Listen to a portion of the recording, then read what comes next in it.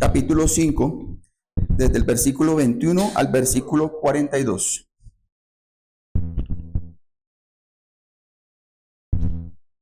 Habiendo oído esto, entraron de mañana en el templo y enseñaban. Entre tanto vinieron el sumo sacerdote y los que estaban con él, y convocaron al concilio y a todos los ancianos de los hijos de Israel, y enviaron a la cárcel para que fuesen traídos. Pero cuando llegaron los alguaciles, no los hallaron en la cárcel. Entonces volvieron y dieron aviso, diciendo: por cierto, la cárcel hemos hallado cerrada con toda seguridad, y los guardas afuera de pie ante las puertas. Mas cuando abrimos, a nadie hallamos dentro.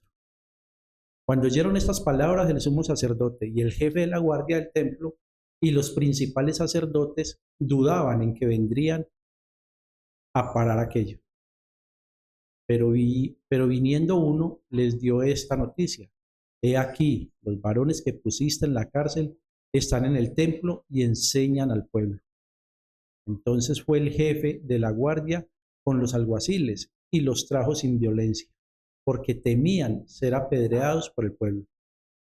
Cuando los trajeron, los presentaron en el concilio, y el sumo sacerdote les preguntó, diciendo: ¿no os mandamos estrictamente que no enseñaseis en este nombre? Y ahora habéis llenado a Jerusalén de vuestra doctrina y queréis echar sobre nosotros la sangre de este hombre. Respondiendo Pedro y los apóstoles dijeron: es necesario obedecer a Dios antes que a los hombres. El Dios de nuestros padres levantó a Jesús, a quien vosotros matasteis, colgándole en un madero. A este Dios ha exaltado con su diestra por príncipe y salvador, para dar a Israel arrepentimiento y perdón de pecados. Y nosotros somos testigos suyos de estas cosas, y también el Espíritu Santo, el cual ha dado Dios a los que le obedecen. Ellos, oyendo esto, se enfurecían y querían matarlo.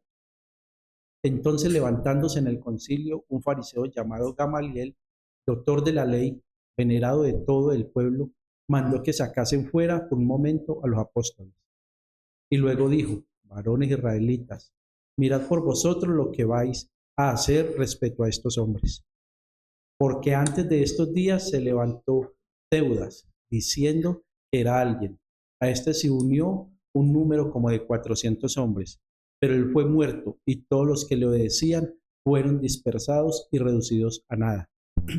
Después de este se levantó Judas el Galileo en los días del censo, y llevó en pos de sí a mucho pueblo, pero también él y todos los que le obedecían fueron dispersados.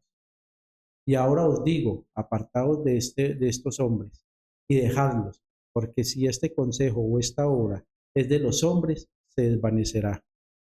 Mas si es de Dios, no la podréis destruir. No seáis tal vez hallados luchando contra Dios. Y convinieron con él, y llamando a los apóstoles después de azotarlos, les intimaron que no hablasen en el nombre de Jesús, y los pusieron en libertad. Y ellos salieron de la presencia del concilio, gozosos de haber sido tenidos por dignos de padecer en afrenta por causa del nombre. Y todos los días en el templo y por las casas no cesaban de enseñar y predicar a Jesucristo. Yo no sé cómo a veces hay personas que piensan que leer la Biblia es aburrido. Se encuentra unas historias y con respeto lo digo, pero unas historias que a veces parecen novelas, pero son cosas muy, muy tremendas que ocurren. Miren, hermanos, a mí me gusta pensar en la vida cristiana como una escuela. Si a alguno de ustedes les gusta el violín, habrán escuchado de pronto a un autor que se llama Niccolò Paganini, o Strauss, o Fricks. Hay muchos autores del violín que son tremendos músicos. Usted puede escuchar sus interpretaciones, analizar su técnica, su potencia, su musicalidad, su autoridad interpretativa. O de pronto a usted le gusta el arte, y le gusta Van Gogh, o le gusta Rembrandt, o Monet. Y de pronto alguien tiene la oportunidad de ir por allá a un museo en París y ve las obras de Monet y dice: pero son puras manchas, o cualquiera lo puede hacer mejor que él. Pero una persona que sabe arte observa su expresión, observa la profundidad del trazo y la intención del artista. Les decía el jueves que nos reunimos, hay una página en Instagram que analiza el arte. Y cuando analiza el arte, analiza cada detalle y cada expresión de estos artistas, el dedito, la expresión, el ojo, y es hermosísimo ver cómo Dios permite personas con unos talentos tan tremendos. O digamos un poco más aterrizado a nosotros. Quizá a usted le gusta hacer el fútbol. Usted se sabe todas las copas, se sabe todos los jugadores, usted puede analizar lo que hace el director técnico y las estrategias y la táctica, la técnica, y usted ser el mejor crítico de fútbol. En el cristianismo, nosotros nos podemos volver expertos cristianos. Podemos leernos las biografías de los mejores misioneros. Podemos escuchar las predicaciones, las confesiones de fe y sentirnos expertos, ser muy buenos críticos y muy buenos teólogos. Hermanos, pero usted puede ser un muy buen crítico y ser saber mucho de fútbol. Pero ¿cómo estaría si lo meten a jugar un partido de fútbol? ¿Cómo se desarrollaría su técnica, su táctica? O usted puede hablar absolutamente de arte, pero usted nunca haber tocado un lienzo. Hablar a perfección de cómo se toca el violín, pero nunca haber tenido un violín en sus manos. En muchas ocasiones ocurren cosas parecidas en la vida cristiana. Nos alimentamos de la palabra, nos nutrimos de una buena enseñanza, damos gracias a Dios por el privilegio de congregarnos, de tener un discipulado, de tener muy buenos libros, muy buenos actores, de hacer devocionales en casa. Todo esto es bueno, todo esto es necesario, es saludable, pero no será hasta que nosotros vivamos el Evangelio y cumplamos la gran comisión que realmente sabremos de qué estamos hechos.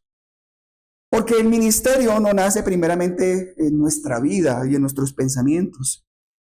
Les he dicho yo en la iglesia, Dios nos llama, nos restaura, nos regenera, nos hace sus hijos y luego nos da un propósito, un llamado en la vida cristiana.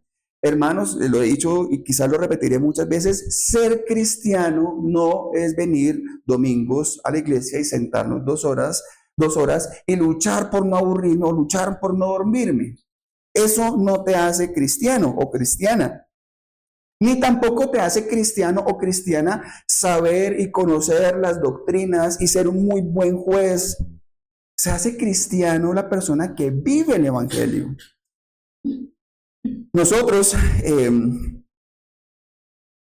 si somos llamados al ministerio, y todos somos llamados al ministerio y estamos empezando a servir en un ministerio, debemos saber algo y hay que tenerlo claro desde un principio.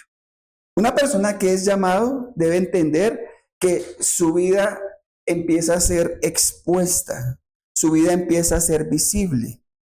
Y lo primero que va a hacer el mundo, nuestra familia o los que están alrededor, serán los mejores y los mayores críticos. Claro, muchas veces dentro de sus propios parámetros, de su propia visión de vida, de su propia teología. Si lo que hacemos coincide con su teología, quizás nos aplaudan y nos ayuden con lo que se necesite. Pero si de pronto lo que hacemos no cae muy bien, tendremos los primeros oponentes, muchas veces dentro de las personas que son más cercanas a nosotros. ¿Para qué vino Satanás? Lo sabemos, Satanás vino a matar, a robar y a destruir. Y cuando una persona empieza un ministerio, empieza una función, empieza un llamado, Satanás no va a estar contento. Pero y así como Dios usa personas falibles o personas comunes y corrientes, también Satanás tiene las personas que usan y las usa para oponerse a la obra del Señor. Hermanos, los discípulos caminaron con Jesús durante 3 años, escucharon sus enseñanzas, vieron sus milagros, observaron el carácter de Jesús y aprendieron del ejemplo de Jesús.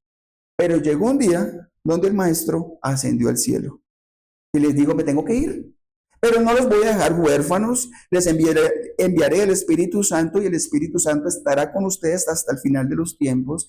La función del Espíritu Santo, ¿cuál era? mostrarles a Cristo, llevarlos a tener la verdad, a tener verdadero juicio, arrepentimiento en sus vidas. Ellos se quedaron solos por un momento. Y con esa soledad que de alguna manera empezaron a vivir en el ministerio, una vez que el maestro ascendió, lo primero que ellos se enfrentan es la oposición, es el conflicto. Hermanos, no espere tener una vida cristiana sin conflicto. Eso es parte de la vida cristiana, eso es parte del llamado. La historia del pueblo de Dios nunca ha sido una historia que no haya enfrentado la oposición. Si usted lee la Biblia desde el Génesis hasta el Apocalipsis, nos va a mostrar que cada vez que el pueblo avanza, hay obstáculos, hay personas que se oponen, hay resistencia. Y no hay resistencia porque el plan de Dios sea débil, sino porque Dios lo permite para revelar qué tan fuerte es ese llamado. Hermanos, la luz siempre es confrontada por las tinieblas. Y esto es lo que nosotros encontramos en Hechos capítulo 5. Aquí nos situamos en uno de los momentos más decisivos donde el evangelio es confrontado directamente por el poder religioso establecido. La iglesia primitiva estaba creciendo. Y no estaba creciendo por las estrategias humanas, sino estaba creciendo porque el Espíritu Santo estaba con ellos. Los apóstoles proclamaban con la claridad y la realidad que Jesucristo había resucitado, que Jesucristo es el Señor y que solamente en Jesucristo hay salvación. Ese mensaje no solo consuela al pueblo, sino que también ese mensaje desestabilizaba a quienes habían construido su poder y su autoridad sin someterse a la verdad de Dios. ¿Recuerden en qué creían estos grupos religiosos? Se los enseñé hace una semana. Estos grupos religiosos que estaban a cargo del templo no creían en la resurrección, no creían en los ángeles, no creían en lo sobrenatural. Y cuando los apóstoles predican en la resurrección de Cristo, y es más, están en la cárcel y viene un ángel y los libera, todo lo que ellos decían quedaba en entredicho y quedaba como una mentira. Y ellos eran los que dirigían. Por eso, ese primer conflicto probaba el ministerio de ellos. Hermanos, ¿por qué nunca le abrimos a un testigo de Jehová? ¿Por qué vemos un testigo de Jehová que va por las calles y no le queremos abrir, o le huimos, o nos cambiamos de acera? ¿Le tenemos miedo a confrontar la verdad? ¿Alguna vez has considerado si realmente existe el pastorado de una mujer? ¿O si existen apóstoles hoy en día? ¿Has leído las escrituras en relación con ese tema? Pero de pronto tú te encuentras a una buena persona, a un buen amigo, a una persona que admiras, pero esta persona dice, los apóstoles están hoy en día. Y creo que la mujer es llamada para ser pastora. Pero usted no le dice nada y se queda callado porque le da miedo que se ponga de mal genio. Eso es a lo que yo quiero llevar toda esta enseñanza. Estos hombres, estos apóstoles, no le tenían miedo a confrontar el error. No les importó su reacción. ¿O alguien ha pensado, por ejemplo, en la teología de la prosperidad? En la teología de la prosperidad se dice que, por ejemplo, si usted da un pacto o trae un dinero al altar, como ellos dicen, Dios le va a dar un mejor trabajo. O si usted saca lo poquito que tiene con sufrimiento y va y lo pone al frente, de pronto el Señor va a hacer que su hijo se convierta al cristianismo. Y tratan, estilo como el papado de la Edad Media, de comprar el favor de Dios. Y si usted confronta esto y habla de esto, tiene miedo a la reacción de los demás, se pondrán bravos, de pronto no me hablan, de pronto no vuelven, de pronto no me escuchan, o de pronto se pone furioso, o de pronto me maldicen. Porque estas personas dentro de esa teología que arman, todos los que no están con ellos están contra ellos y entonces son maldecidos. Nosotros debemos tener como centro las escrituras. Y lo que nos guía a nosotros como iglesia, como creyentes, como hijos de Dios, deben ser las escrituras. Lo que enfrentaron los apóstoles no fue solamente una pequeña diferencia doctrinal. Los sacerdotes y los saduceos controlaban la política, controlaban la fe. Y ellos tenían el poder no solamente de llevarlos a la cárcel, ellos tenían el poder de incluso mandarlos matar. Recuerden que ellos fueron los que llevaron a Jesucristo a la cruz. Y Pedro los confrontó, y Pablo los confrontó, y los apóstoles los confrontaron. ¿Y qué decían? ¿Me tenían que llevar a la cárcel? Pues vamos. Esto que hace Lucas en este pasaje de la Escritura no solo nos coloca frente a una encrucijada espiritual. Cuando Dios habla con autoridad, el ser humano no puede permanecer neutral. El ser humano debe decidir si obedecerá a Dios o protegerá sus propios intereses. Este pasaje revela ese choque entre una autoridad de Dios, una autoridad real, una autoridad soberana, o aquellos que se resisten con sus propios deseos a la voluntad de Dios. Aquí veremos cárceles que no pueden retener. Veremos concilios que no pueden silenciar, amenazas que no pueden intimidar. Una iglesia que por miedo deja de proclamar el verdadero evangelio es una iglesia raquítica, es una iglesia que le tiene más miedo a los hombres que a Dios.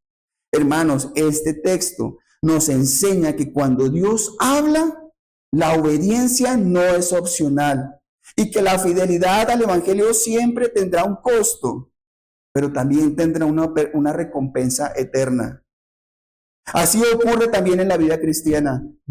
Podemos conocer la verdad, podemos admirar la fidelidad bíblica, podemos hablar de obediencia, pero hermanos, no será hasta que Dios nos coloque frente al conflicto que sabremos realmente en qué creemos o en qué el Señor nos ha formado.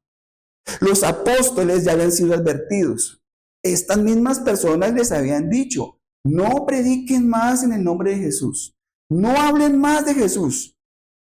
Pero ellos persisten y son fieles al Señor, son encarcelados, son arrestados públicamente. Hermanos, y uno pensaría ahí, ¿por qué Dios no intervino? ¿Por qué Dios no hizo algo en contra de ellos y simplemente los aniquiló? No, el Señor actuó soberanamente y aparentemente el Señor guardó silencio. Los metieron en la cárcel. Sin embargo, estando en la cárcel, Dios actúa de una manera sobrenatural. Los libera.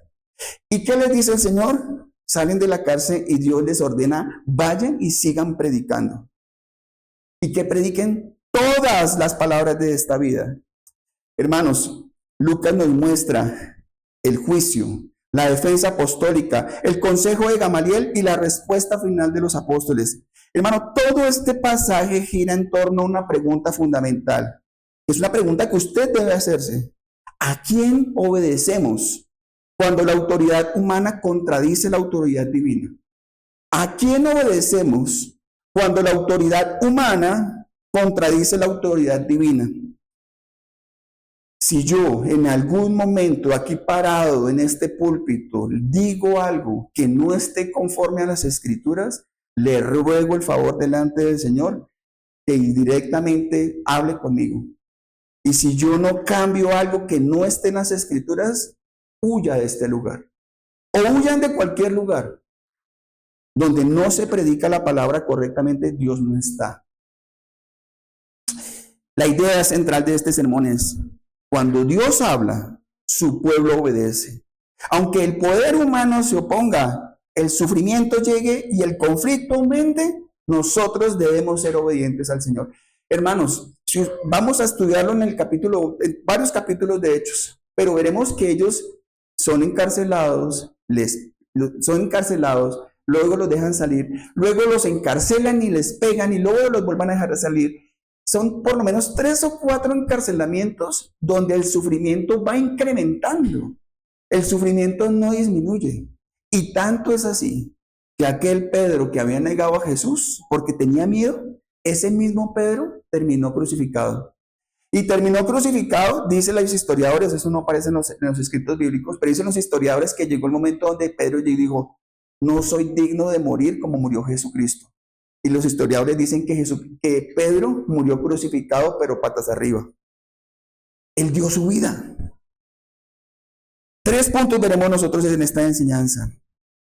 El primer punto es que la autoridad de Dios supera todo poder humano.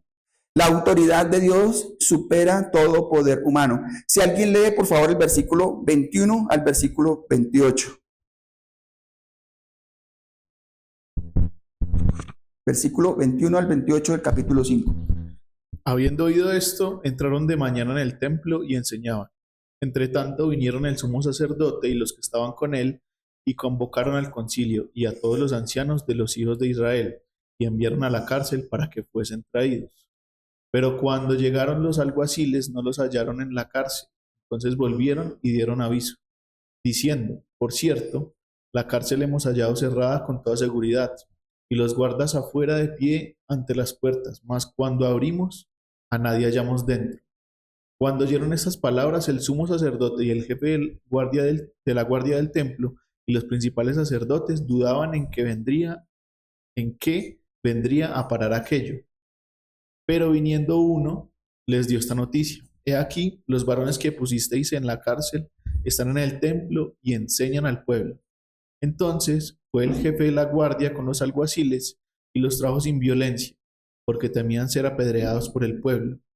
Cuando los trajeron, los presentaron en el concilio, y el sumo sacerdote les preguntó, diciendo, ¿no os mandamos estrictamente que no enseñaseis en ese nombre? Y ahora habéis llenado a Jerusalén de vuestra doctrina y queréis echar sobre nosotros la sangre de ese hombre. Gracias. Aquí el texto deja claro que la obediencia al creyente nace de esa relación con Dios. Cuando ellos deciden obedecerle a Cristo, ellos no tienen un cálculo humano, ellos no están pensando en ellos mismos, ellos tienen su mente, su corazón y su enfoque en Cristo. Hermanos, el texto deja claro que la obediencia del creyente es más importante que la obediencia al hombre. Los apóstoles habían sido recién liberados de la cárcel por una intervención sobrenatural y ellos no se esconden. Ellos no se fueron de ahí y buscaron refugio. Al contrario, fueron liberados de la cárcel por una intervención sobrenatural e inmediatamente salen de ahí y se van a seguir enseñando el evangelio. No se pusieron a pensar y a meditar. No dijeron, salgo del ayuno, salgo de la cárcel, voy a entrar en 3 días de ayuno a ver el Señor qué me dice. Ellos salen de la cárcel, inmediatamente obedecen. Su respuesta es inmediata, deliberada y es consciente. Y tengan cuidado con esto. Ellos no están actuando por impulso. Ellos no están actuando porque sean imprudentes. Eso es propio del ser humano, pero no era el caso de ellos. Ellos actuaron como hombres cuya conciencia y carácter han sido formados y han sido sometidos a la palabra de Dios. Al mismo tiempo, este relato expone con claridad que la autoridad de Dios es absoluta. La autoridad de Dios es superior a cualquier autoridad terrenal. Hermanos, la palabra de Dios es superior a la Constitución de Colombia. Si en algún momento en la Constitución de Colombia saliera un decreto donde prohíben reunirse los cristianos los domingos, ¿a quién haríamos caso nosotros? La autoridad terrenal, por más organizada, religiosa o poderosa que ésta parezca, no debe ser obedecida si ésta contradice la palabra del Señor. Hermanos, el concilio actuó con una estructura, con protocolos, con jerarquía, con poder legal. Todo en ellos estaba cuidadosamente ordenado desde una perspectiva humana. Sin embargo, cuando Dios decide obrar, todo este sistema quedó momentáneamente desorientado. La cárcel permanece cerrada, los guardias siguen en su lugar. No hay negligencia. Ellos no salieron por corrupción ni por negligencia los guardias. Aún así los apóstoles no están allí. La soberanía divina frustró los planes humanos sin recurrir al caos, ni a la violencia, ni a la rebelión. Hay una teología que se llama la teología de la liberación. Y la teología de la liberación toma algunos textos de la Biblia para decir Jesucristo fue un rebelde que liberó a su pueblo de la esclavitud de los romanos. Moisés fue otro rebelde que liberó a su pueblo de la esclavitud de Egipto. Nosotros debemos levantarnos en armas como Jesucristo y liberarnos como pueblo. Esa es una teología que no viene de Dios. La confusión por su parte de las autoridades no era un detalle narrativo menor. Esto tiene un sentido teológico. Lucas nos dice que ellos dudaban en qué vendría a parar todo aquello. Y esta duda no es meramente estratégica, es espiritual. Un sistema religioso que excluye la acción soberana de Dios carece de categorías para interpretar su intervención. Hermanos, la incredulidad siempre produce confusión, porque intenta explicar la realidad gobernada por un Dios, pero sin contar con Dios. Hermanos, la misión de Dios siempre tiene prioridad sobre la seguridad personal, sobre la aprobación institucional. Alguien podría ver las fotos de anoche y dirá, pero ¿cómo Matías está metido en medio de como 50 bazuqueros allá? ¡Qué irresponsable ese papá! ¿Cómo está ahí? ¿Cómo va a permitir que su hija esté repartiendo comidas en medio de las prostitutas que estaban ahí? Eso es lo que dicta el mundo. ¿Por qué los abrazan? Usted no sabe que están llenos de piojos, llenos de ranchas y de cosas, y usted no sabe que de pronto por ahí los van a robar. Esa es la mentalidad, y muchas veces en la iglesia, no, vamos a orar por ellos, ellos ya no tienen cambio, ya no tienen cura, déjenlos que ellos están allá por decisión propia, nosotros sigamos acá orando en la iglesia. ¿Qué haríamos si nos prohibieran predicarle a los habitantes de calle? O si saliera una resolución que si nos vuelven a ver repartiendo comida en la calle, nos meten esa noche en la OPJ. Aquí en Manizales también se llama la OPJ. ¿Qué pasaría si nos ven repartiendo comida en la calle y dicen, esta noche los vamos a meter al calabozo? ¿Volvemos o no? Quizás no. Pero ellos no hicieron eso. Ellos los metieron a la cárcel, ellos los amenazaron, les pegaron y ellos salieron de allá y siguieron predicando. Hermano, esto es la diferencia y esto es lo lindo de creer que podemos ser los mejores violinistas de este mundo sin haber tocado un violín. Eso es lo hermoso de creer que somos los mejores cristianos y tenemos la mejor teología y que nuestra familia es la más santa y la más perfecta, pero solamente, no sé, sin servir. Eso no es lo que dice la Escritura, hermanos. Los apóstoles regresan al templo, no vuelven al templo para provocar al concilio, sino porque entienden que la fidelidad al mandato divino está por encima del temor a las consecuencias humanas.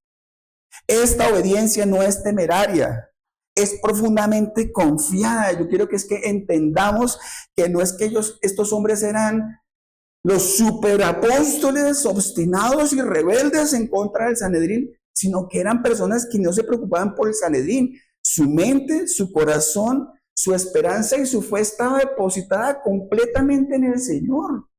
Eso era lo que ellos los hacían diferentes. Que la autoridad humana es legítima, pero la autoridad humana es legítima siempre y cuando no contradiga la palabra de Dios. Cuando el poder humano intenta silenciar lo que Dios ha ordenado proclamar, pierde esa autoridad moral sobre la conciencia cristiana. En este choque de autoridades, la iglesia primitiva no actuó por rebeldía, eso es clarísimo, que lo entendamos. Ellos no actuaron porque se sentían mejores o eran rebeldes. Ellos actuaron porque tenían una sumisión mayor y más alta, obedecer a Dios antes que a los hombres. Así el texto no exalta la audacia de los apóstoles, sino que proclama la soberanía de Dios, quien sostiene, quien dirige, quien preserva. Su obra, aun cuando avanza en medio de la oposición, de las amenazas y de las estructuras que buscan detenerla. Hermanos, este texto nos recuerda la fidelidad al llamado de Dios y que esta fidelidad inevitablemente traerá tensión con sistemas que no reconocen esta autoridad. Como iglesia, usted como persona, como creyente, no está en busca del conflicto, pero tampoco podemos evitarlo.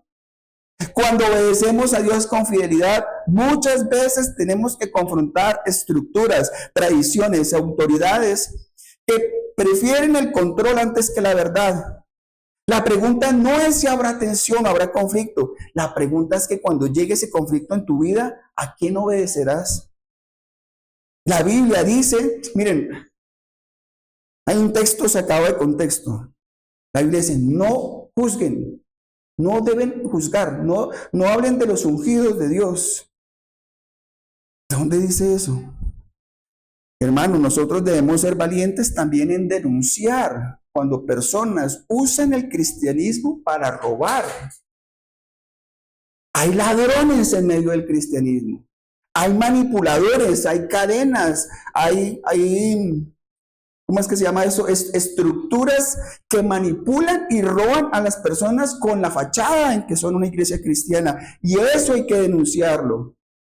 Hay falsos maestros, hay herejías, y sean las que sean unitarios, testigos de Jehová o la teología no pacto, si no es bíblica, hay que denunciarla. Y si se ponen bravos, se ponen bravos. Y si alguien nos deja de hablar por eso, hay que hacerlo, hermanos. Porque hay que obedecer primero a Dios antes que a los hombres. Este pasaje afirma con claridad que la soberanía de Dios gobierna incluso sobre la oposición humana. Dios no es un Dios que reaccione ante los eventos. Él reina sobre ellos. La obediencia del pueblo de Dios no amenaza su plan, la manifiesta. La autoridad humana puede intentar resistir, pero jamás podrá anular lo que Dios ha determinado cumplir. Con esta confrontación nos conduce inevitablemente a una pregunta aún más profunda. Cuando la autoridad humana ordena el silencio, ¿qué debe hacer el creyente? Lo que nos lleva a este punto 2. A Dios se le obedece sin negociar. ¿Alguien lee, por favor, el versículo 29 al 33?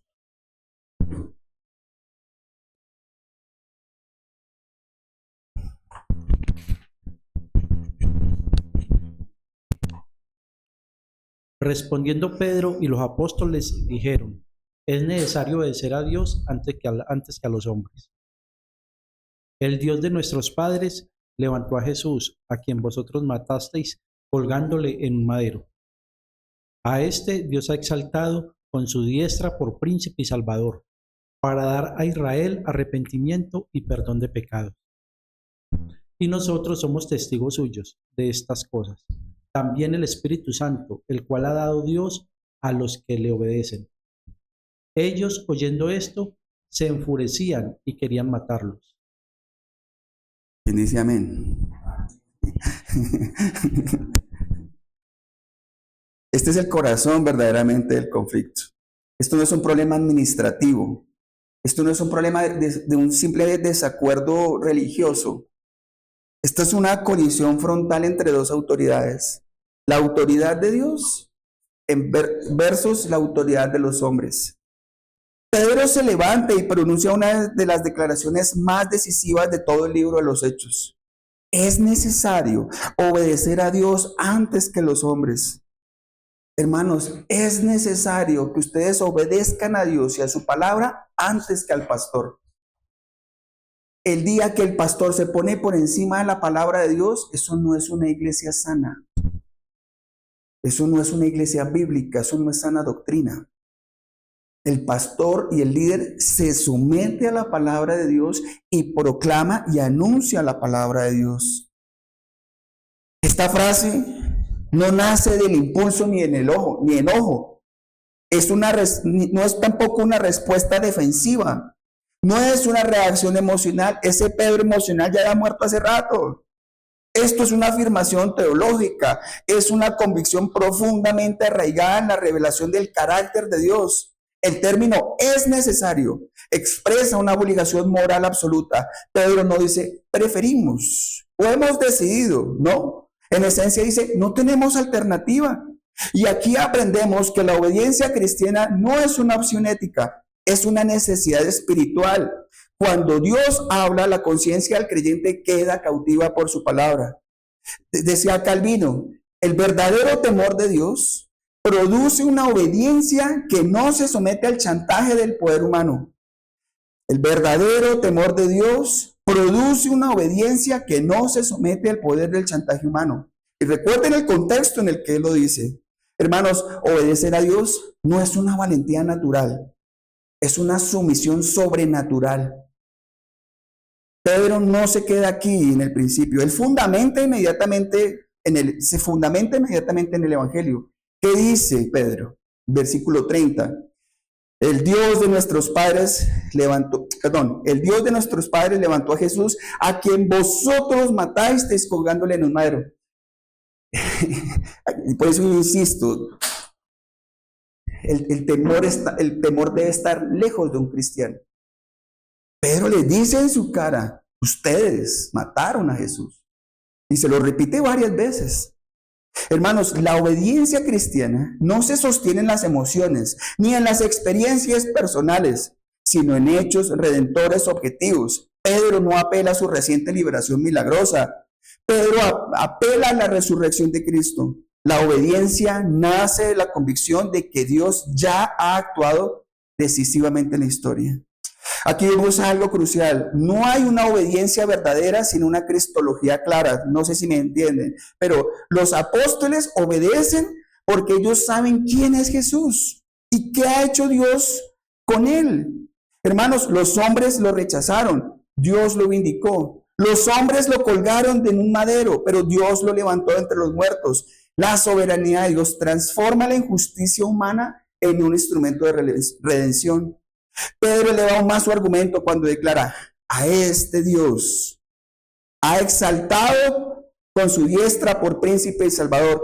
Hermanos, Jesucristo no solo resucitó, Él reina. Él es príncipe de autoridad suprema, Él es salvador, Él es fuente exclusiva de perdón. Y esto significa que obedecer a Dios es en última instancia someterse a su señorío. Hermanos, no obedecemos principios abstractos, obedecemos a un rey que es exaltado. Pedro concluye con una afirmación decisiva. Y nosotros somos testigos suyos de estas cosas y también el Espíritu Santo, el cual Dios ha dado a los que lo obedecen. Aquí la obediencia aparece como una evidencia. Aquí la obediencia aparece como evidencia, no como una causa. El Espíritu Santo no es la recompensa por portarse bien. El Espíritu Santo es el sello divino de una fe genuina.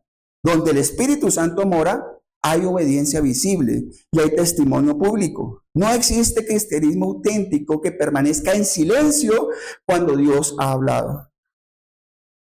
Por eso el texto del versículo 33 dice, ellos oyendo esto se enfurecían y querían matarlos.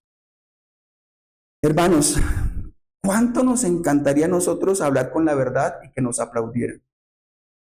Como esposos, nos gustaría sentarnos con nuestra esposa y decirle, amor, creo que te estás oponiendo a mi autoridad y creo que estás siendo irrespetuosa y creo que estás fallando en esto. Pero ¿cuántas veces no nos callamos por el temor de que se pone brava y si se lo decimos, se acaba la paz en esos días en la casa? ¿A quién decidimos nosotros obedecer antes que a Dios? Hermanos, la verdad no siempre convence, muchas veces confronta, provoca. Cuando el corazón no se rinde, se endurece. Y usted tiene esas dos opciones. O se rinde ante la palabra o su corazón se endurece. La furia del concilio no es señal de un fracaso apostólico. Es la confirmación de que el evangelio ha tocado el nervio de la idolatría, del control, del poder y de la autosuficiencia religiosa. Este pasaje nos enseña que la obediencia cristiana es absoluta porque Dios es soberano, que Cristo es exaltado en base a toda fidelidad y que el Espíritu Santo confirma la verdad mediante vidas obedientes. Aun cuando aquello despierta oposición, no vamos a avanzar como iglesia negociando con la verdad. Lo que estamos llamados a hacer como iglesia es a proclamar la verdad con fidelidad, aun si eso nos costara la vida. Iglesia del Señor, el texto nos confronta con preguntas ineludibles. ¿A quién estamos obedeciendo cuando callamos lo que Dios nos mandó a decir? ¿Cuántas cosas usted no se calla por el temor al que dirán? ¿Cuántas cosas usted no se calla porque de pronto si usted las dice se pone de mal genio, se pone brava la persona? Hemos confundido, escúchenme bien, hemos confundido ser prudentes con ser infieles a la palabra de Dios. Hemos confundido prudencia con infidelidad. Estamos más preocupados por evitar el conflicto que por honrar a Cristo. Hermanos, y de eso hay cientos de personas. Y eso es lo que hace que una iglesia sea una iglesia hipócrita. Cuando te preocupa más el que dirán, o no le hablo esto con el hermano porque si no el hermano no vuelve, o mejor este tema no lo hablemos porque estamos empezando y de pronto se molesta la persona y no. La obediencia que Dios demanda no siempre es cómoda, pero siempre es segura.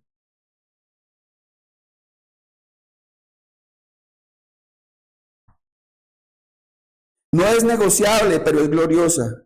Porque cuando obedecemos a Dios, no quedamos desprotegidos, quedamos en sus manos. Hermanos, cuando usted decide desobedecer a Dios, y simplemente le está diciendo a Dios, no me interesa, no me importa, yo tengo mejores ideas y mejores opiniones que tú. ¿Cuántas veces no hemos escuchado a lo largo de la vida cristiana? Niñas juiciosas, bonitas, queridas, se portan bien dentro de la iglesia, llegan a la adolescencia, llegan al colegio a ciertos años o llegan a la universidad, conocen a un chico bonito, buena gente, querido, pero no es creyente. ¿Y qué dice la chica? Tranquilo que yo lo convierto. Yo lo llevo a la iglesia. ¿En qué termina eso? 99.9 de los casos. ¿En qué termina? Dolor y sufrimiento y llanto de esta persona. ¿Por qué? Porque ella está pensando que ella tiene mejores ideas, que sus planes son más altos, que sus planes son más gloriosos que los del Señor. Y entonces es que el Señor es como aburrido y no quiere que yo disfrute la vida, o es que eso es falta de fe, de que usted no cree que yo puedo transformarlo y cambiarlo. Yo lo voy a cambiar. Y la persona hasta empieza a asistir a la iglesia. ¿Por qué? Porque como hombres seculares del mundo, usted va a la iglesia simplemente porque al final está buscando acostarse con él. O porque usted está buscando ser reconocido, tener fama o qué sé yo. Pero eso tarde o temprano muestra su verdadera naturaleza. Un trabajo. Pero usted le ofrecen un trabajo yo digo que unas cosas más complicadas es usted ser abogado y ser cristiano. Y conocí un caso de un abogado en México, abogado, sirviendo al Señor, pero Dios lo llama y él se entrega al Señor, pero le tocó dejar de ser abogado y ahora está vendiendo cosas por la calle en una tiendita, eso llaman tianguis, venden en un local en la calle. Le tocó dejar su carrera. No pudo ser abogado y ser cristiano a la vez. Hay muchas carreras que son muy difíciles y ahí es donde usted tiene que pensar a quién le obedece. Hermanos, todos los que estamos aquí, desde allá hasta acá, somos pecadores. Y nadie puede decir mi pecado es superior a esto, mi pecado es menor a este. Todos los que estamos acá fuimos llamados porque estábamos muertos en nuestros delitos y pecados. ¿Qué es lo que pasa? Que para algunos este pecado es más escandaloso y para este pecado sí da más vergüenza. Pero cualquier pecado es una afrenta frente a Dios. Tanto el mentiroso, como el drogadicto, como el fornicario, como el que se acuesta con los hombres, todos son pecados directamente ante Dios. Pero ¿qué es lo que pasa? Nosotros sacamos pecho.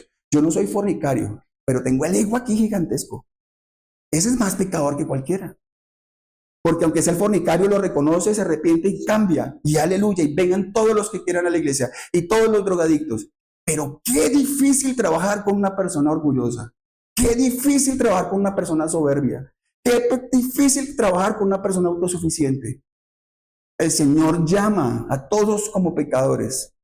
Y delante del Señor, hermanos, nosotros tenemos que rendirnos y adorar al Señor. El Señor, acá estoy, haz conmigo lo que tú quieras, de la manera que tú quieras, acá estoy, te voy a servir.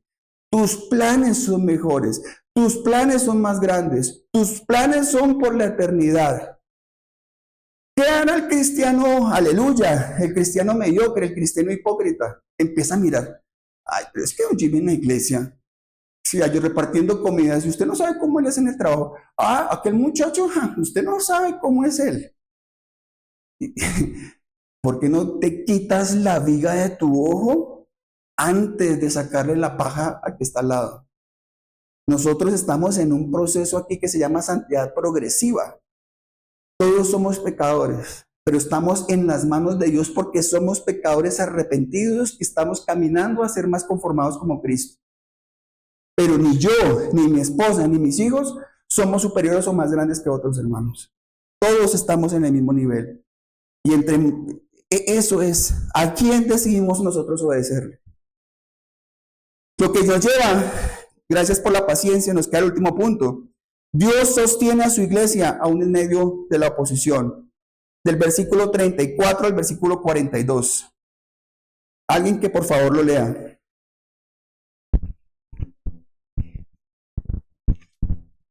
Entonces, levantándose en el concilio, un fariseo llamado Gamaliel, doctor de la ley, venerado de todo el pueblo, mandó que sacasen fuera por un momento a los apóstoles. Y luego dijo: varones israelitas, mirad por vosotros lo que vais a hacer respecto a estos hombres. Porque antes de estos días se levantó Teudas, diciendo que era alguien. A este se le unió un número como de 400 hombres, pero él fue muerto y todos los que obedecían fueron dispersados y reducidos a nada. Después de este se levantó Judas el Galileo en los días del censo y llevó en pos de sí a mucho pueblo.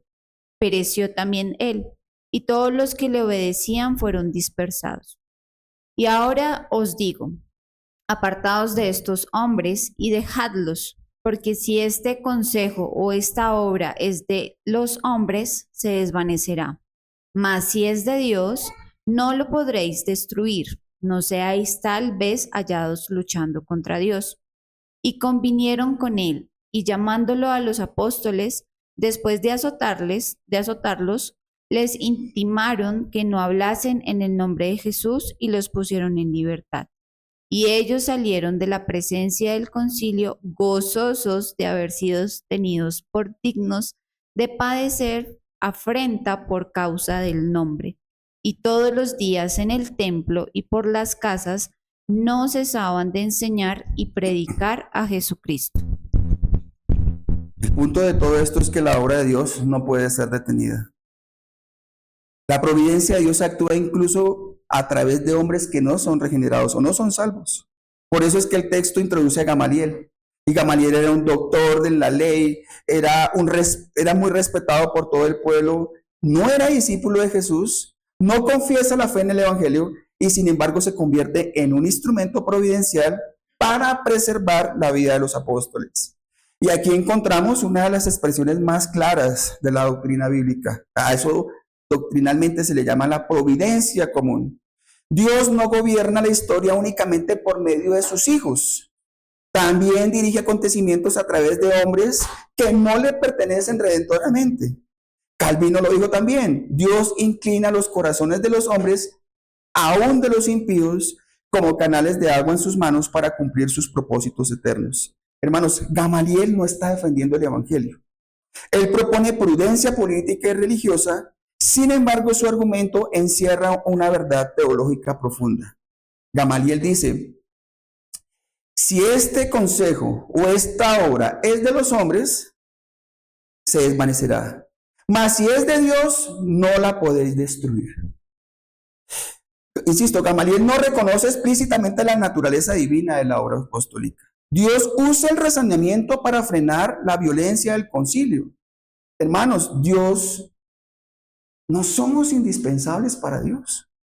Dios puede usar a quien Él quiera, incluso a un no creyente. Porque al final es lo que Él busca, es que su propósito, su misión y su obra sea indestructible. Toda obra que nace de Dios es indestructible.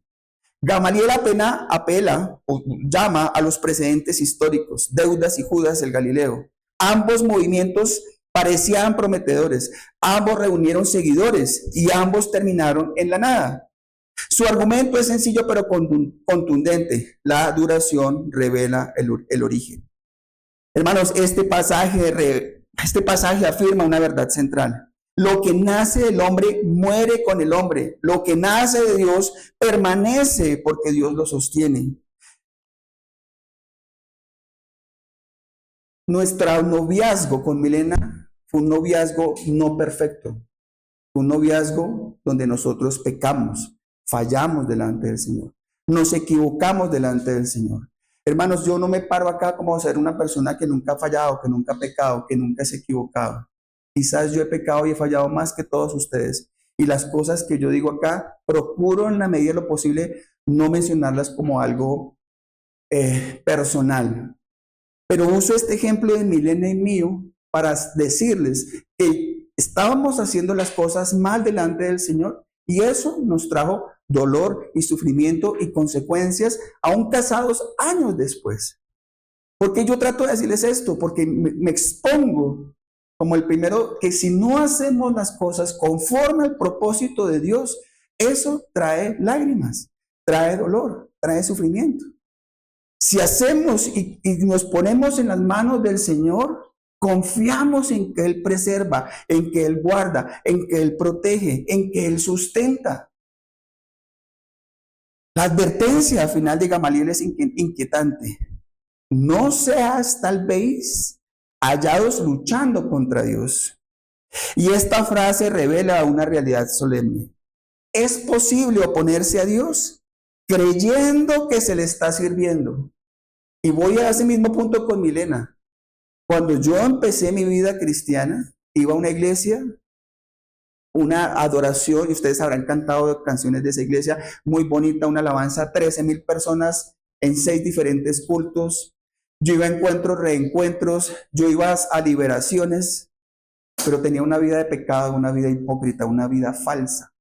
Empecé una fundación, dejé mi universidad, me metí a un barrio de invasión a vivir y no conocía a Dios. No me había rendido a Él. Y al no conocer a Dios, hacía cosas incorrectas, aún en un noviazgo que nos amábamos, nos queríamos, pero fallamos con Milena en esa santidad en el noviazgo. Y sufrimos nosotros las consecuencias también de ese noviazgo. Este mensaje es para que nosotros no tome estas cosas como personales, sino que Dios tiene principios para cada cosa en nuestra vida. Usted no puede creerse más inteligente ni más sabio que Dios, sino que Dios tiene una verdad, tiene un camino, tiene unos principios. Y si usted se acoge a esos principios del Señor, no es que va a tener la perfección garantizada, pero Él va a estar peleando por usted. Él va a estar luchando por usted.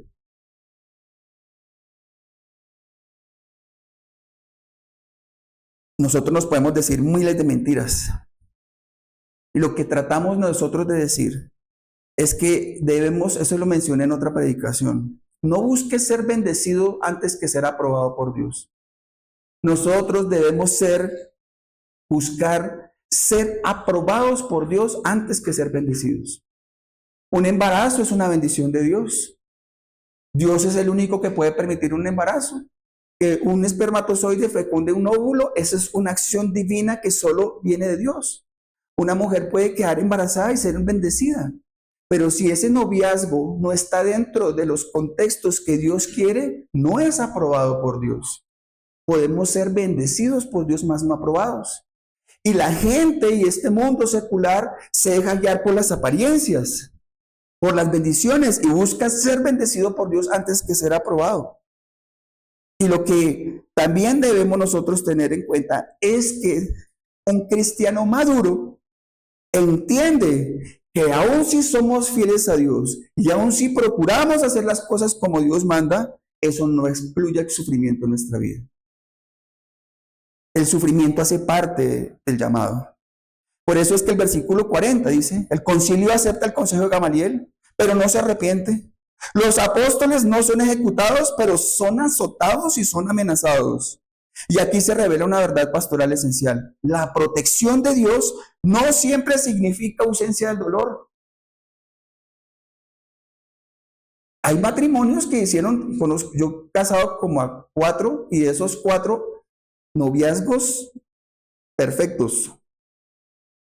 Hasta 2 noviazgos que no se dieron un beso hasta el matrimonio. Y eso no los excluye después de estar casados de chicharrones, de problemas, de conflictos. Porque ser cristiano también, como seres humanos, tenemos nosotros ese conflicto dentro del matrimonio porque somos pecadores. La protección de Dios no siempre significa la ausencia del dolor.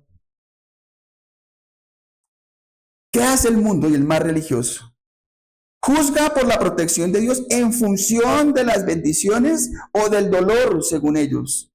Y Sproul enfatiza que la soberanía de Dios no nos promete comodidad, sino propósito. Los azotes no fueron una derrota, fueron parte del camino designado por Dios para glorificar su nombre. Este versículo destruye cualquier teología que equipare la fidelidad de Dios con el éxito visible. Dios sostuvo a su iglesia, pero no la eximió del sufrimiento. Hermanos, el gozo sobrenatural es la evidencia que realmente el Espíritu Santo estaba en ellos. Miren, por eso digo que la Biblia tiene tantas cosas que a veces hasta nos parecerían locura en un sentido natural.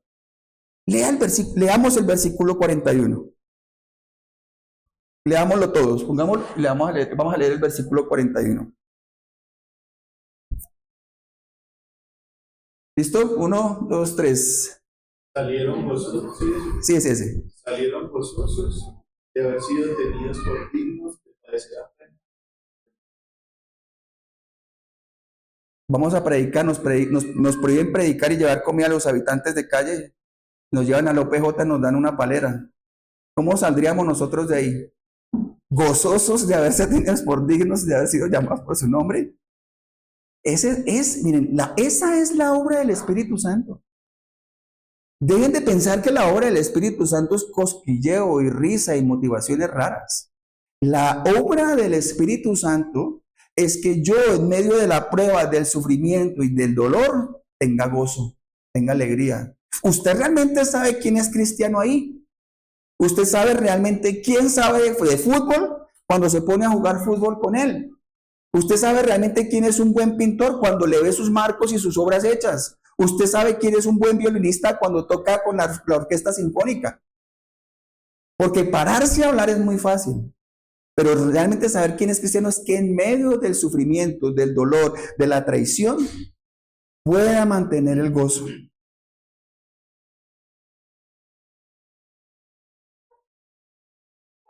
El gozo no es natural, es sobrenatural.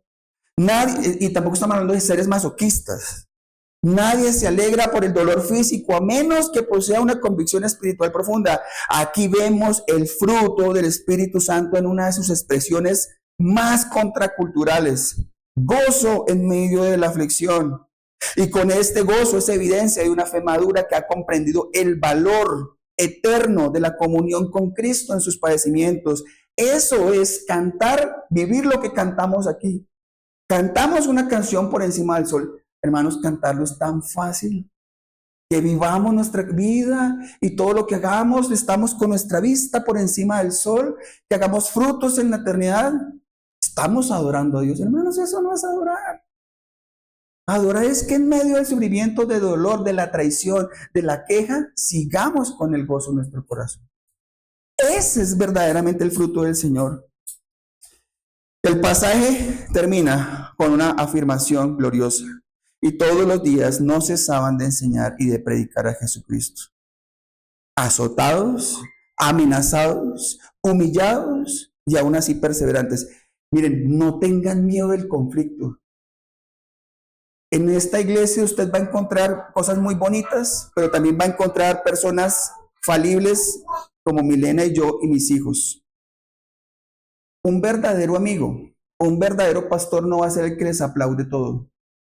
Porque si yo algún día me cohíbo de decirles algo por el temor en que usted no vuelva o se ponga bravo, hermanos, esto no sería una iglesia. Y de esas iglesias hay muchas, en donde a usted lo único que le interesa es que se siente, que cante bonito y que traiga una ofrenda. De esas hay muchas. En esta iglesia procuramos ser fieles a las Escrituras, ser fieles al llamado que Dios da. Y lo que apasiona nuestra vida es ver cómo Dios toma una persona, la regenera y la convierte en un valiente. Si algo nos apasiona a nosotros es ver cómo un pecador se arrepiente, cae en manos de un Dios vivo y su vida realmente es transformada. ¿Cuántos no quisiéramos ver un habitante de estos de calle transformados? Pero ¿cuántos no quisiéramos que nosotros tengamos vidas y familias que glorifiquen a Dios? Por eso es necesario que me aplaudan, pero también eso es necesario que cuando algún día yo falle, me corrijan. No busquen solo el aplauso, hermanos. El aplauso ustedes lo tendrán de cientos de personas hipócritas alrededor de sus vidas.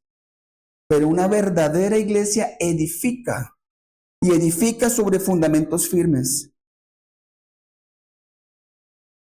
Este texto nos enseña que Dios gobierna aún a través de instrumentos no redimidos, que la obra que nace en Dios es indestructible, que la fidelidad no elimina el sufrimiento, pero lo redime, que el gozo en la aflicción es evidencia del Espíritu Santo, que la misión continúa porque Dios sostiene su iglesia. Hermanos, probablemente Milena y yo también somos pasajeros en sus vidas. Pero la palabra que pueda ser encaucada o impuesta en sus corazones, esa sí permanece para siempre. Uno puede huir de iglesia, uno puede cambiar de... Yo he conocido personas que han cambiado de matrimonio, han cambiado de iglesia, han cambiado de país y siguen luchando con lo mismo y siguen peleando con lo mismo. Y si usted hiciera un recorrido de su historia y volviera a la iglesia de hace 10 años, usted vería que tiene el mismo conflicto con Dios que el de hace 10 años. Pero aquí le echo la culpa a la ciudad, a la esposa, al trabajo, al pastor, al líder, a todo. Somos pasajeros en esta vida, pero ojalá que la palabra de Dios quede implantada en sus corazones. Hermanos, la obra que es de Dios, nadie la destruirá. La misión, si es de Él, Él la sostendrá. Y si el camino incluye el sufrimiento, Él dará el gozo. La iglesia no avanza porque el mundo la apruebe, sino porque Dios la preserva. Termino con esto, hermanos. Hechos 5 no prometen la preservación de todos sus siervos, sino la indestructibilidad del propósito de Dios. Gamaliel no afirmó que los obreros no sufrirán o no morirán, sino que ninguna fuerza humana puede frustrar la obra que nace de Dios. La Biblia es clara. Dios no mide el éxito por los resultados. ¿Y en qué esta sociedad nos mide en todos nosotros? En los resultados. Y yo he escuchado, no sé, porque recién estamos llegando a esta cultura, pero lo que yo he escuchado es que esta cultura se fija mucho en las apariencias, en el qué dirán y en una imagen. Hermanos, eso no tiene que ver con el cristianismo. Gamaliel no afirmó que los obreros no sufrirán o no morirán, sino que ninguna fuerza humana puede frustrar la obra que nace de Dios. La Biblia es clara y estoy repitiendo esto. Dios no mide el éxito por los resultados visibles, sino por la supervivencia. Vuelvo a repetir la idea. Dios no mide el éxito por resultados visibles ni por supervivencia, sino por la fidelidad al llamado. La cruz misma demuestra que la aparente derrota puede ser en realidad el medio de victoria divina. Hermanos, si ustedes entienden el Evangelio y si de las 5 preguntas que yo le hice a usted en algo involucró a Cristo, la cruz y el arrepentimiento, usted lo entiende. Pero si entiende también el Evangelio, entenderá que la cruz era un símbolo de maldición y que la Biblia dice, maldito todo aquel que es colgado en madero, y que Cristo murió como un criminal, solo, abandonado, escupido, pisoteado, vituperado. Le decían a Cristo, ay, ¿no que es Dios? Bájese. ¿Qué está haciendo ahí? ¿A cuántos no salvó y sanó? Y ahora usted colgado ahí como un criminal. Se burlaron. Pero si Cristo no hubiese hecho, nosotros no podríamos ser salvos. El sufrimiento, la persecución y aún el martirio no niegan que la obra sea de Dios. ¿Qué es lo que normalmente hace una iglesia? Declare sanidad, profetice tal cosa, profetice riqueza, anuncie tal cosa. Y uno va a un barrio pobre con alguna persona de estas y dice, es que ellos todos son pobres porque realmente no han diezmado, no han pactado. Están enfermos porque tienen que tener algún pecado. Estas personas nunca han leído la Biblia. Porque el sufrimiento, la persecución y aún el martirio no niegan que la obra sea Dios. Y muchas veces es el contexto donde la gloria de Dios se mayora con mayor claridad. Solamente les voy a dar unos ejemplos. Y termino acá. Hay una tarea que tenemos para la iglesia el jueves. ¿Cuál es la tarea del jueves? La vida de José. Hoy les voy a dejar otra tarea para el otro domingo. Profundicen, se les voy a mandar por el grupo, profundicen en la vida de Jeremías, de Isaías y de Ezequiel. ¿Por qué les voy a decir esto? Jeremías predicó por décadas sin ver arrepentimiento nacional y Jeremías terminó rechazado y encarcelado. ¿Y saben cómo lo llamó Dios? Fiel. Isaías anunció juicios y esperanza a un pueblo endurecido. Según la tradición, Isaías lo mataron aserrado. A Isaías lo dividieron en dos, lo partieron en dos partes. Y él no vio la restauración. Ezequiel fue enviado a un pueblo rebelde con esta evidencia divina. ¿Te escuchen o no? Sabrán que hubo profeta entre ellos. Juan el Bautista preparó el camino, pero murió antes de ver la plenitud del reino. Ninguno de ellos vio el fruto completo, y aún así la Escritura los presenta como siervos exitosos delante de Dios. Ese es el verdadero evangelio. Nos han vendido una cantidad de cosas que no tienen nada que ver. Váyase de aquí con esto. ¿A quién obedecemos cuando la obediencia cuesta? Es fácil obedecer cuando no hay consecuencias, pero la fe genuina revela la fe genuina se revela cuando la fidelidad trae oposición. Segunda pregunta, ¿estamos dispuestos a sufrir por el nombre de Cristo sin avergonzarnos? ¿Confiamos en que Dios sostiene su obra aun cuando no entendemos el proceso? ¿Seguimos predicando a Cristo todos los días o solo cuando nos conviene con las personas que nos caen bien? Hay mucho por pensar, por meditar en este día. Vamos a ponernos de pie y vamos a orar.